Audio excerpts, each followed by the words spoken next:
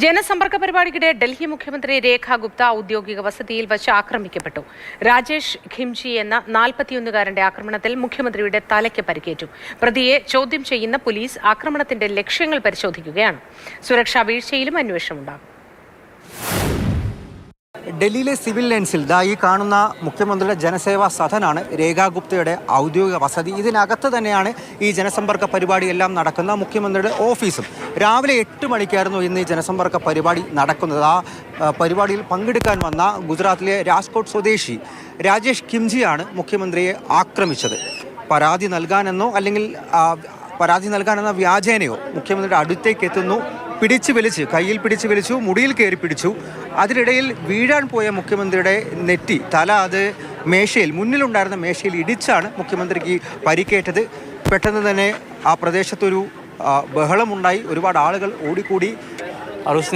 उसका इंटेंशन ही अटैक करना था, तो इंटेंशन लेकर आया था. उसको खुद का प्रॉब्लम सॉल्व नहीं करना था, लेकिन प्रॉब्लम क्रिएट करना था, इसको मुझे लगा.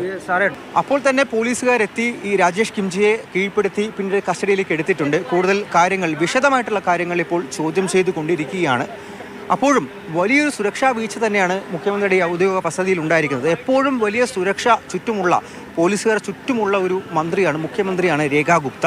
പോലീസിന് സംഭവിച്ചിട്ടുള്ള ഈ ഗുരുതരമായിട്ടുള്ള സുരക്ഷാ വീഴ്ച, അതിലും അന്വേഷണം ഉണ്ടാകും. ഒരു ആഭ്യന്തര അന്വേഷണം പോലീസിൽ ഉണ്ടാകുമെന്നുള്ള കാര്യം വ്യക്തമായിട്ടുണ്ട്. മുഖ്യമന്ത്രി ഇപ്പോൾ ഈ വീടിനകത്ത് തന്നെയുണ്ട്. മെഡിക്കൽ സംഘം ഇവിടെ എത്തിയിട്ടാണ് പരിശോധന നടത്തുന്നത്. മറ്റൊരു പ്രധാനപ്പെട്ട കാര്യം, ഈ പ്രതി രാജേഷ് ഖിംജി മുഖ്യമന്ത്രിയെ ആക്രമിക്കാനെന്ന ലക്ഷ്യത്തോടു കൂടി തന്നെ എത്തിയതാണെന്നാണ് ഇപ്പോൾ മന്ത്രിമാർ, ഡൽഹിയിലെ മറ്റു മന്ത്രിമാരെല്ലാം തന്നെ പറഞ്ഞിരിക്കുന്നത്. और ये बात भी स्पष्ट है कि वो केवल हमले के पर्पज से ही आया था. उसके हाथ में कोई जन सुनवाई का कागज भी नहीं था. उसके हाथ में कोई ऐसी दरख्वास्त भी नहीं थी.